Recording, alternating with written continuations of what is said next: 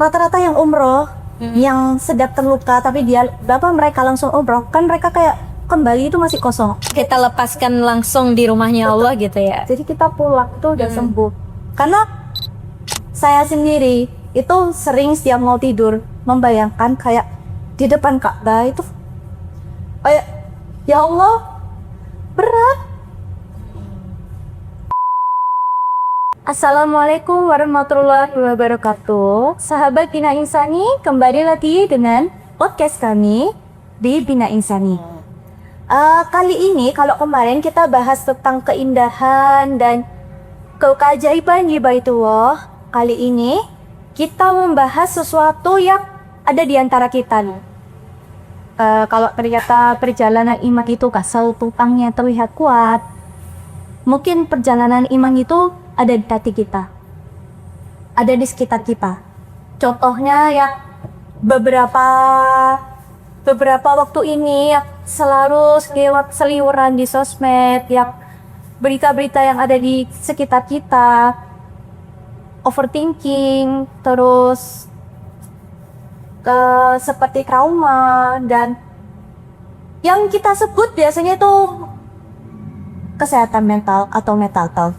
Nah, dan kali ini kita nggak bahas sendirian. Kita ditemani narasumber yang super spesial dan tentunya expert di bidangnya. Pasti kalian juga penasaran kan siapa beliau? Langsung saja, Kak. Ya, assalamualaikum semuanya. Assalamualaikum Mbak Novi. Ya, alhamdulillah. Terima kasih loh udah ngajak podcast, dan ini adalah podcast pertama aku loh. Iya, by the way. Masya Allah. Ya. Sama Bina Insani lagi. Masya Allah, tabarakallah. Boleh diperkenalkan? Oke. Siapa sih? Gitu. Ya, buat semuanya mungkin teman-teman yang belum tahu, kenalin aku Widya. Aku sekarang lagi sibuk memang di dunia pernikahan ya, konselor pernikahan, karena memang sebagai konselor pernikahan, kemudian juga coach life ya buat teman-teman yang memang nggak tahu arah hidupnya mau kemana, kemudian dia memiliki bakat apa, itu juga biasanya saya bantu itu. Kemudian menemani teman-teman yang sekarang banyak yang sedang sakit mental, ini yang saya bantu gitu, yang depresi, kemudian yang dia anxiety gitu ya, hasil dari diagnosa dari psikolog klinis dan psikiatri gitu. Jadi kita pendampingan supaya tidak terjadi hal-hal buruk yang tidak kita inginkan gitu. Karena memang kalau di Malang itu, buat teman-teman mungkin tahu ya, kasus-kasus bunuh diri di Malang itu sangatlah banyak gitu. Dan itu menjadi pukulan telak bagi saya pribadi gitu. Karena menyelamatkan teman-teman ini adalah kewajiban kita bersama gitu, karena mereka adalah umatnya Nabi. Betul. Gitu. Iya, itu sebuah isu yang sekarang itu kuat banget beredar di masyarakat ya Kak ya. Dan kita itu bingung, jangankan teman-teman kita yang sebutannya memiliki luka lah ya. Kita sendiri itu pasti ada luka itu kan ada. Paling dekat lah luka pengasuhan seperti itu ya Kak ya. Iya betul. Nah, ini ada beberapa muslimah sama sahabat-sahabat kita yang bingung untuk mengatasi itu. Biasanya yang betul itu gimana ketika kita down nih, misalnya lagi down ya Kak ya. Kita lebih baik periksa dulu atau ibadah dulu. Karena yang saya tangkap, yang saya tahu, yang sering dibicarakan nih Kak ya. Ketika orang sedang down, banyak orang tua zaman dulu itu langsung bilang gini, kamu sholat aja deh mending, kamu ibadah aja mending, zikir aja. Padahal kita udah mencoba sholat, tapi malah nggak fokus. Nah, menurut Kak Widya nih, kita sebaiknya periksa dulu atau ibadah dulu? Oke, masalah antara ibadah dulu atau periksa dulu, sebenarnya ini dua hal yang berbeda tapi sama-sama dibutuhkan ya. Iya, betul. Kita tidak bisa memilih salah satu di antara keduanya sebenarnya. Kalau semisal kita memang di situ ada gejala-gejala yang memang mengganggu kehidupan kita, misalnya nih kita bisa melihat dalam rentan kurun waktu 2 pekan. di dalam 2 pekan ini apa yang terjadi pada hidupmu? Yang pertama, apakah kamu kehilangan penurunan nafsu makan? Adakah gangguan tidur? Apakah kamu bisa beraktivitas seperti biasanya atau justru kamu tidak ada daya upaya untuk beraktivitas apapun semisal begitu? Iya.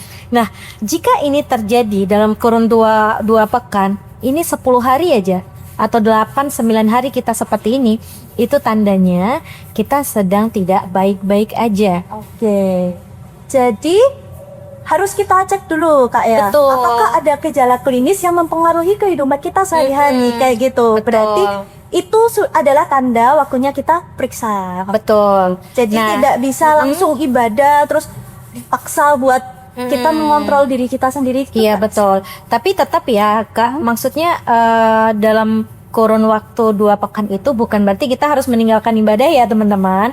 Maksudnya ibadah tetap kita jalankan walaupun mungkin kita ngerasa bahwa kok aku tidak connect ya sama Allah. Betul. Kok aku ngerasa sholat kayak ya udah hanya sekedar menggugurkan kewajiban aja.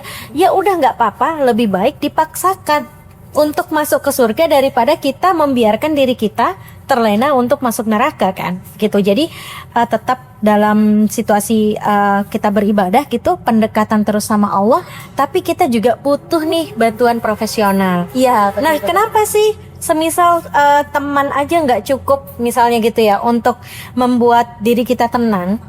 Karena teman itu bisa jadi hanya bisa mendengarkan kita, belum tentu bisa memberikan solusi.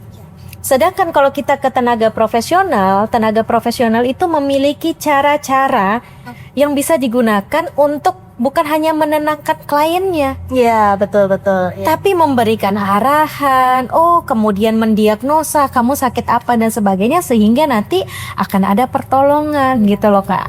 Jadi nggak bisa kita antara milih ibadah dulu, sholat dulu gitu ya, ataukah kita periksa. Kalau misalnya dua-duanya bisa berjalan, kenapa kita harus milih salah satu gitu loh.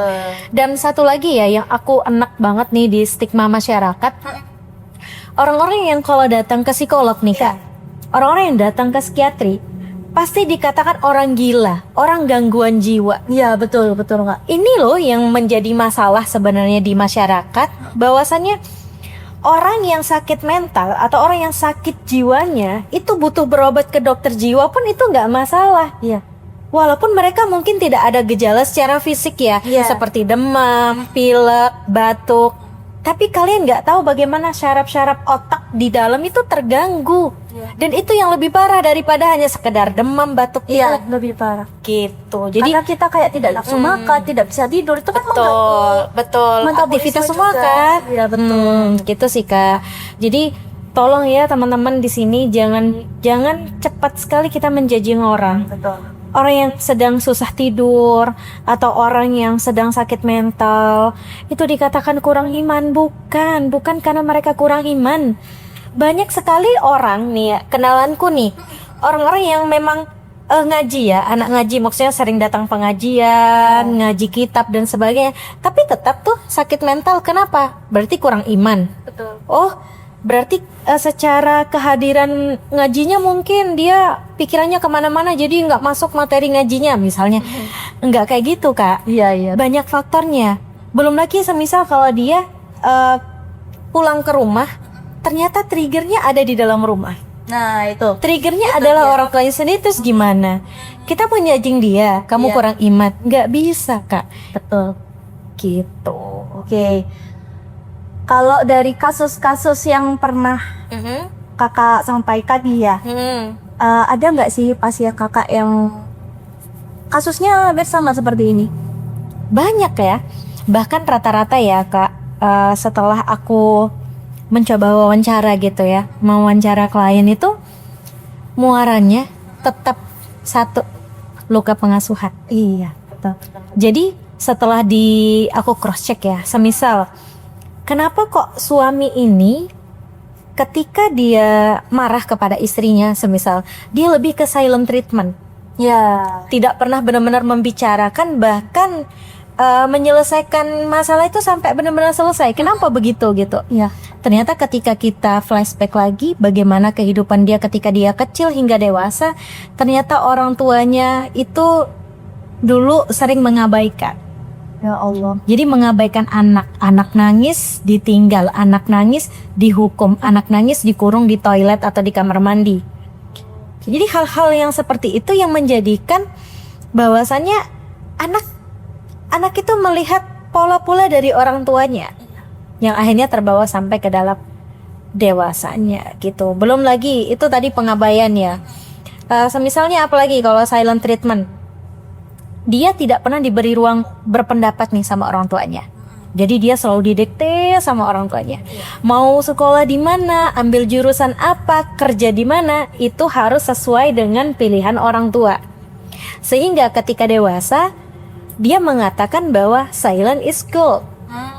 Diam itu adalah emas. Iya, Kenapa? iya. Karena aku percuma dong untuk menyatakan pendapatku atau mengutarakan isi pikiran dan hatiku kalau orang tuaku aja tidak bisa menerima itu. Jadi lebih baik dia memendam. Sehingga ketika dewasa dia punya istri dan anak, ada masalah yang terjadi apa? Dia bingung bagaimana cara memulai dan menyelesaikan. Iya. Gitu. Akhirnya Itu saking tadi ya. betul. Itu saking parahnya luka pengasuhan itu seperti itu, Kak. Oke. Nah, tapi di sini aku penasaran. Mindset orang-orang yang menjudging orang yang mengalami gangguan mental sering dianggap kurang dekat sama Tuhan. Nah, kenapa sih kok mereka ada pikiran seperti itu? Ya, jadi sebenarnya kita balik dulu ya, orang-orang yang menjudging ini adalah sebenarnya orang-orang yang bisa dikatakan dia yang sakit jiwa sebenarnya. Oh, oke. Orang yang menjudging ini nggak serta-merta dia menjudging. Pasti ada luka dulu yang dia terima Oh, dari orang sekelilingnya ataupun dari orang tuanya. Orang yang sering menjudging dengan secara verbal gitu ya, adalah orang-orang yang bisa jadi di dalam rumah tangga dia menemukan orang tuanya juga sering merendahkan, tidak menerima anaknya. Bahkan mungkin anak itu sering dicaci maki lewat verbal, sehingga karena anak ini ngerasa bahwasannya dia tidak memiliki kuasa atau power untuk melawan orang tuanya, dia lebih banyak apa? Diam kan? iya. Gak bisa ngelawan kan? Iya. Kira-kira anak ini emosinya terpendam nggak? Tertahan nggak? Terpendam. Kira-kira cara mengeluarkannya gimana? Mungkin biasanya sih menjudge orang lain ya, atau Betul. kadang ada dia malahan. Betul. Dia di luar sana akan mencari orang yang jauh lebih lemah dari dirinya Ya. untuk dia caci maki atau verbal tadi. Jadi melampiaskan ke orang Betul, lain ya. melampiaskan ke orang lain. Karena ke orang tuanya nggak bisa dong. Powernya dia kalah Iya, gitu. betul. Oh, jadi beruntun ya. Beruntun. Trauma, luka Betul. pengasuhan itu beruntun dan Beruntun bisa sekali. dia seperti menularkan nggak sih, Kak? Ya? Iya, menularkan. Ya Allah. Jadi gitu ya, tadi kalau misalnya kita kembali ke sana, jadi orang yang menjudging ini juga sebenarnya orang yang sakit, Kak, dan butuh untuk ditolong dan disadarkan. Iya. Kenapa kok dia semudah itu menjudging orang? Oke. Gitu. Kemudian tadi pertanyaan Kak Nisa apa? Judging bilangnya apa? Sholat. Ya itu kenapa orang zaman sekarang ya, terutama yang udah sepuh-sepuh ini malahan nih yang harusnya mereka itu membimbing, tapi malah disuruh sholat aja gitu. Iya. Kayak anaknya stres, maksudnya udah tahu kayak ada tanda-tanda depresi ya. Dia aja di rumah, gak mandi, gak makan, itu malah dibilang kurang deket sama Tuhan gitu Betul, loh. betul. Oh iya, paham. Itu. Kalau orang tua ya, atau kita flashback lagi ke baby boomer ya. Ya, betul. Jadi baby boomer itu tipe generasi yang dia tidak pernah merasa salah. Oke. Ya. Dia selalu merasa benar. Ya. Nggak boleh disalahkan. Jadi kita mau bilang A, B, C, D, E, kalau tidak sesuai dengan pemahaman mereka, kita salah. Ya. Gitu ya. Gitu. Jadi generasi baby boomer ini juga kan generasi yang memang beliau secara parenting juga luar biasa ya, lebih parah dari kita gitu. Sehingga itu yang membentuk mereka kenapa kok secara empati Iya. itu kurang. Oh, kembali lagi luka Betul, pengasuhan. luka pengasuhan lagi gitu. Jadi kalau kita mau balik-balik flashback lagi tuh luka pengasuhan gitu. Jadi dan orang tua zaman dulu itu kan memang tidak ada ya, mereka kan tidak mengenal sakit mental. Oke, iya, betul. Sebenarnya bisa jadi mereka itu sudah mengalami stres, bahkan mungkin depresi. Iya. Entah depresi ringan atau berat, atau mungkin anxiety. Cuman karena ilmu kedokteran, terutama kedokteran jiwa dan psikologi pada waktu itu belum berkembang, sehingga mereka itu bagaimana cara menyembuhkan diri dari kecemasan, menyembuhkan diri dari trauma dengan cara ibadah. Oke. Oh, Gitu. iya, betul. Akhirnya dia mereka ini menyarankan kepada anaknya untuk Langsung ibadah gitu. Padahal secara generasi kan kita berbeda ya. Dan bahkan secara teknologi gitu, asupan informasi antara kita generasi sekarang nih ya, yang milenial sama Gen Z, Gen Alpha itu kan berbeda dengan generasi boomer. Iya, betul. Gitu. Jadi sehingga input informasi yang kita terima pun itu berbeda dan melahirkan karakteristik atau kepribadian juga berbeda dong gitu. Nah, oke deh, mungkin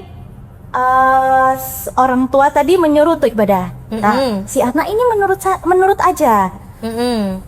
Menurut kakak nih, kalau misalnya anak itu nurut aja, udah aku ibadah terus, dan dia nggak concern ke kesehatan mentalnya dia.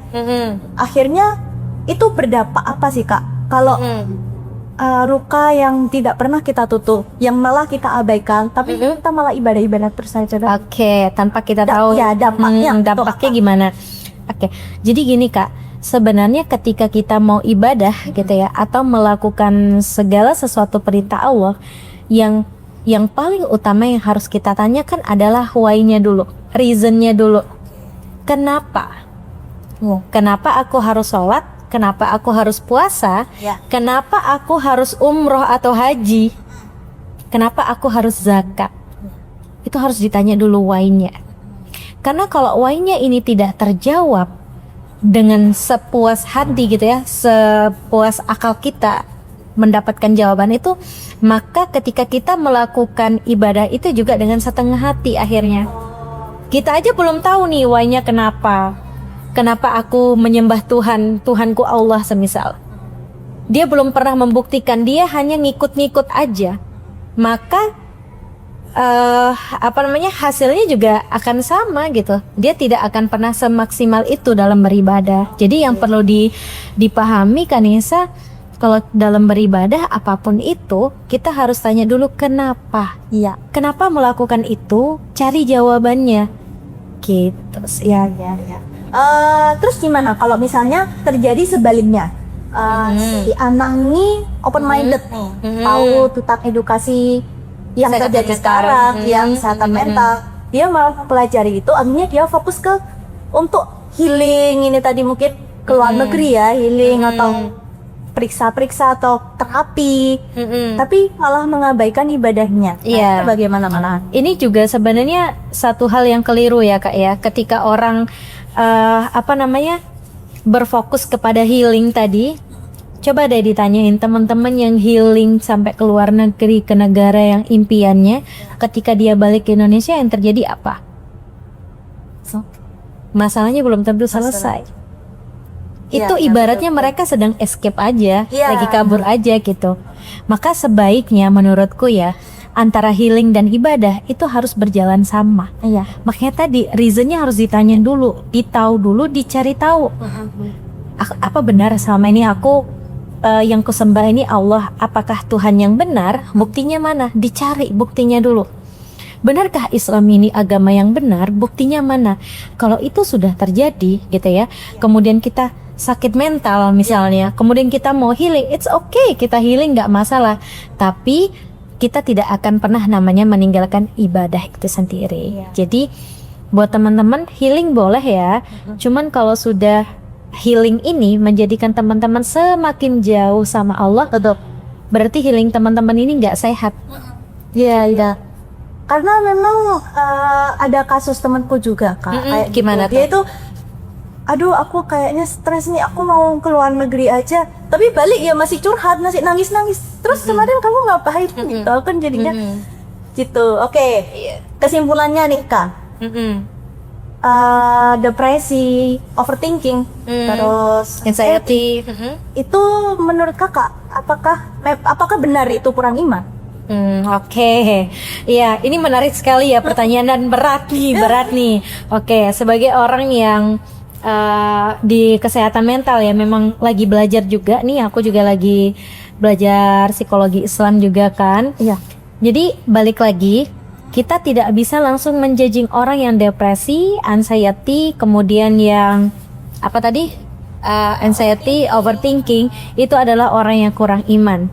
Bukan, tapi bisa jadi informasi-informasi Islam yang masuk ke otaknya itu jauh lebih sedikit daripada informasi-informasi yang dia terima dari sosial medianya. Oke. Jadi bisa jadi ternyata overstimulate dari sosial media juga bisa ya Kak ya. Makanya sekarang terkenal ada namanya brain rot kan. Ya, betul. Itu kelebihan secara informasi ya, itu juga sangat berbahaya Kak. Jadi depresi, anxiety, overthinking itu juga bisa dipengaruhi dari salah satunya tadi, kita menginput informasi itu terlalu banyak dalam sehari dan otak kita tidak mampu menampung itu.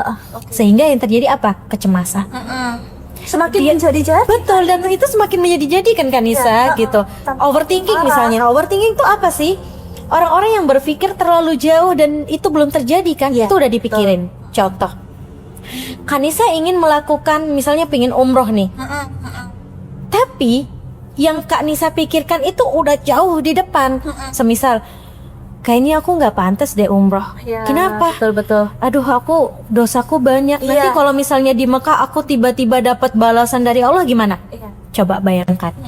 Malah nggak jadi. Akhirnya nggak jadi kan? Gitu. Jadi kalau bisa teman-teman, ini juga aku dapatkan dari ahli otak ya. Usahakan kita itu tidak terlalu scrolling. Kenapa?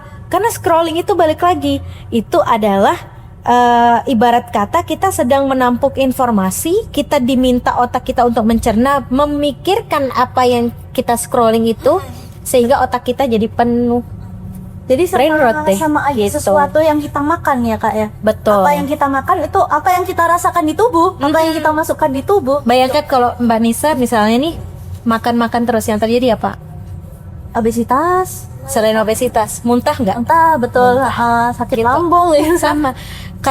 Kenapa kok akhirnya orang-orang yang tadi ya kelebihan informasi atau input informasi yang masuk ke dalam otaknya tidak muntah? Secara fisik kan tidak terlihat muntah. Iya. Tapi dia itu tadi penuh. Akhirnya kecemasan, stres yang berlebihan, gitu. Itu loh dampaknya. Oke. Jadi harus kesimpulannya nih untuk yang sedang membawa luka, sepertinya memang butuh support lingkungan juga ya Wak ya. Yes. Jadi nggak cuma ibadah, tapi juga membutuhkan bantuan profesional. Pastinya ya. Jadi harus berjalan berdampingan. Dan jangan ragu ya pastinya ya untuk datang ke konselor ataupun psikolog, bahkan ke psikiatri gitu. Nggak usah takut ya, Betul. nggak usah takut dicap gila. Yes. Udah biarin lah apa kata mereka, yang penting tenang dulu deh. Soalnya gini Kak, yang merasakan sakit kita. Iya, betul. Emang orang-orang yang menjudging atau yang membicarakan kita tahu apa yang kita rasakan? Kan enggak? Iya, Gitu. Makanya salah satu kunci pulih juga Kak, bahwasannya kita harus sadar bahwasannya kita terluka dan kita mau untuk mengobati luka kita. Tidak terus denial ya. Aku baik-baik aja. Oh, Biasanya jadi gitu dari tuh. kitanya sendiri juga harus ada logo ya buat aku pengen pulih. Gitu Betul. ya, harus ada niatan. Dan harus minimal dia sadar kalau dia terluka. Oke, siap. Biasanya nih. Biasanya ada deh. Iya. Denial tadi kan kayak betul. kamu kayaknya lagi sakit deh gitu. Enggak kok, aku nggak apa-apa. Ntar juga aku lupa. Gak apa-apa lah, nanti juga aku baik-baik aja kok. Paling ya ini cuma nangis aja. Coba bayangkan. Kenapa sih harus denial? Kenapa sih susah sekali memvalidasi diri bahwasannya kita lagi nggak baik-baik aja? Kayak bilang aja gitu loh. Kayaknya itu yang bikin akhirnya menularkan ke orang lain. Betul, bukan hanya menularkan ke orang lain, emosi yang terus menumpuk. Misalnya ini botolnya, ini kantong emosi, emosinya udah penuh, wajar dong akan menjadi bom waktu di kemudian hari. Iya, betul. Gitu, itu sih Kak Nisa. Oke. Nah, misalnya Kak, kita udah meminta bantuan profesional, kita udah berdampingan juga dengan beribadah. Tapi ada yang orang-orang yang masih merasa kosong gitu loh. Kayak pengen aja punya temen, kayak apa ya, pengen ditemenin gitu loh. Kak, ada nggak kayak gitu? Ada banyak orang-orang yang seperti ini biasanya balik lagi tadi lukanya pengabaian. Jadi dia tidak merasa dicintai, dia tidak layak dicintai, dia merasa bahwa dia itu hidup sendiri gitu, walaupun ada banyak orang di sekelilingnya gitu. Jadi untuk treatment setiap luka berbeda ya Kak? Berbeda Kak, tergantung dari bentuk lukanya tadi seperti apa. Nggak melulu yang terapi sama ibadah gitu, enggak, tapi ada lagi juga, Ada lagi juga, step-stepnya gitu. betul. Ada banyak. Terus nih, kalau menurut Kak Widya, pelukan terbaik orang yang sedang terluka itu apa? Pelukan terbaik sebenarnya bukan hanya dari teman ya, atau orang terdekat yang mensupport untuk ya mungkin teman dan suami atau pasangan, bahkan mungkin orang tua. Ketika memeluk kita itu pasti memberikan ketenangan. Sebenarnya kalau untuk pelukan terbaik itu pastinya kepada orang yang sering memberikan luka atau memberikan trigger dalam hidup kita. Contoh, Seperti iya, misalnya nih Mbak Novi ada masalah dengan suami, ya, maka yang dibutuhkan itu ya pelukan dari suami, gitu. Bukan hanya pelukan dari teman aja, tapi orang yang memberikan luka.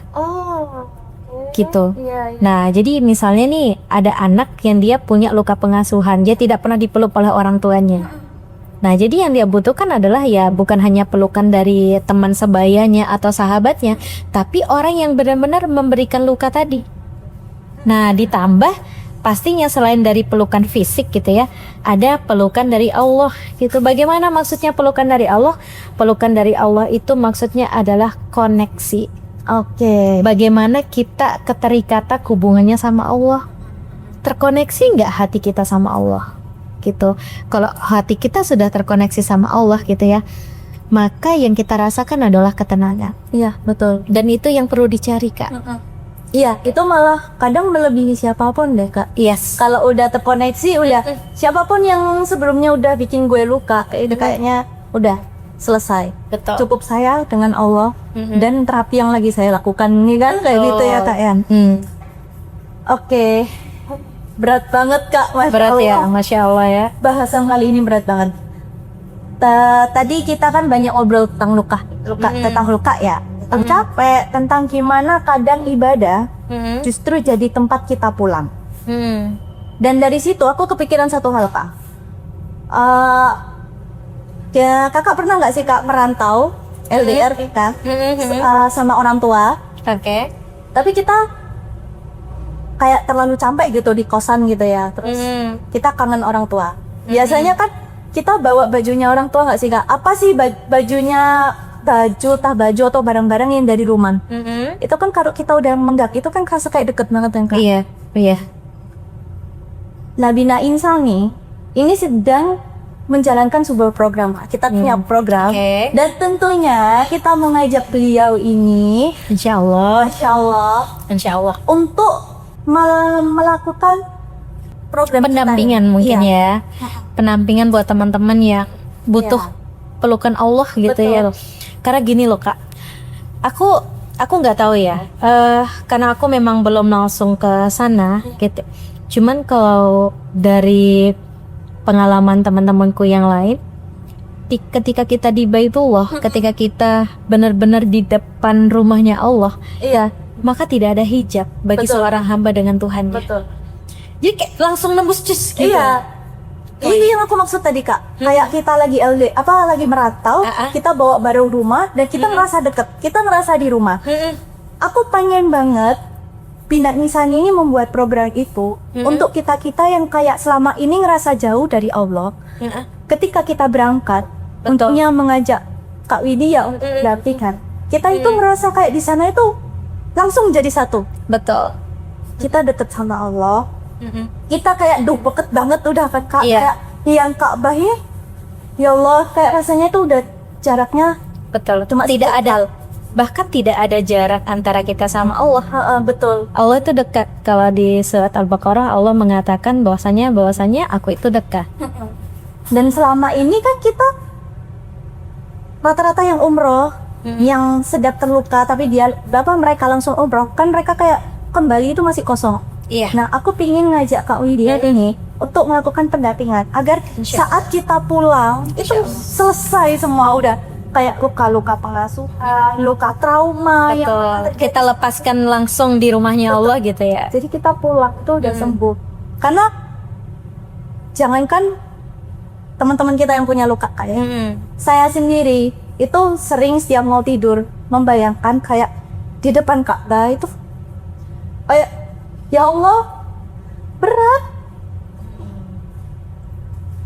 Jadi makanya saya ingin program ini buat teman-teman kita yang sama Insya Allah. merasakan hal yang sama. Jadi gimana ya kita ngomongnya biar sama-sama sembuh. Karena saya juga punya temen, dia juga pernah membawa luka yang sangat berat. Dia healing tadi yang saya ceritakan, uangnya banyak Kak, Masya Allah uangnya banyak. Dia Tapi kaya. ngerasa nggak cukup ya. Betul. Makanya untuk teman-teman yang bingung, kalian beradab dan punya luka dan bingung harus ngapain. Ngerasa kosong, hampa hatinya, tidak tahu harus bagaimana lagi Cerita dengan tuh kehidupan. dibuat yang nggak benar. Soalnya teman saya itu juga sempat ke tempat yang Oh ya? kurang baik ya. Boleh Kak. tuh dikenalin sama aku Iya. mungkin nanti aku bantu. Maka dari itu pendampingan. Kak, ayo teman-teman kita sama-sama yang menyendiri kita ya. Bismillah. Sana kita nangis bareng udah. Tumpahin semua luka-luka kalian, bilang sama Allah. Langsung ngomong sama Allah. Bilang aja kalau berat, kalian mau apa bilang aja. Kalian mau sembuh. Iya. Ya, sembuh sih. Makanya ini maka ringan. Masya Allah berat banget Kak. Masya Allah. Tuh kuat ya. Ya Allah. Ya. Makanya Bismillah Kak. Bismillah. Ini juga ini bukan buat saya aja, tapi ini buat teman-teman yang lainnya. Insya Allah. Kita sama-sama ya. Kita Bareng-bareng. bantu loh. Kita langsung bilang ke Allah, didampingin Kak Widya. Kita Insya pulang, kita sama-sama sembuh. Amin. Kita sama-sama sembuh, kita sama-sama pulih. Mungkin ketika kita kembali ke Indonesia, mungkin yang kita rasakan tidak langsung pulih 1000% semua lukanya sembuh gitu ya. Betul. Tapi kita lebih istilahnya lebih apa ya? Membantu, mensupport. Bukan cuman membantu mensupport sih, yang kita rasakan ketika setelah balik itu Iya, lebih lebih ringan. ringan. Lebih Gitu. ringan dari yang sebelumnya. Betul. Oke, karena materinya berat sekali, langsung aja ya Kak ya. Kalau boleh ngomong ke teman-teman kita, ke sahabat insani yang sedang membawa luka, Kak Widya pingin ngomong apa ke teman-teman kita, ke sahabat insani kita? Oke, buat sahabat insani, saya ingin sekali mengajak teman-teman untuk mau mengakui bahwasannya teman-teman punya luka, teman-teman terluka, tidak terus membohongi diri sendiri, tidak denial, selalu ngerasa diri baik-baik aja. Kita punya Allah, mungkin, tapi kita ngerasanya kita seperti nggak punya Allah. Kenapa? Karena koneksi kita sama Allah sepertinya terputus. Nah, jadi saatnya gimana caranya kita menyambung koneksi ini supaya kita benar-benar terhubung sama Allah, seperti kita ngerasakan ma fi qalbi ghairullah, ketika tiada lain di hatiku kecuali Allah. Gitu. Itulah yang membuat hati kita tenang, dan sebaik-baiknya obat adalah ketika kita tenang dan koneksi kepada Allah gitu. Tadi itu yang utama ya Kak ya. Betul. Koneksi dengan Allah dan jangan pernah tinggal. Cari bantuan profesional. Betul. Oke, sahabat Icani, sudah sampai di sini dulu saja. Mungkin kita bahas part 2 atau bahas part berikutnya atau tema Boleh. yang lain dengan Kak Lydia untuk next podcastnya. Bisa tulis di kolom komentar mungkin. Oke, terima kasih untuk yang sudah menonton. Jangan lupa komen dan like dan subscribe YouTube Ina Insani. Terima kasih. Oke, makasih juga Bina Makasih, Kak Insani. Lydia. Terima kasih.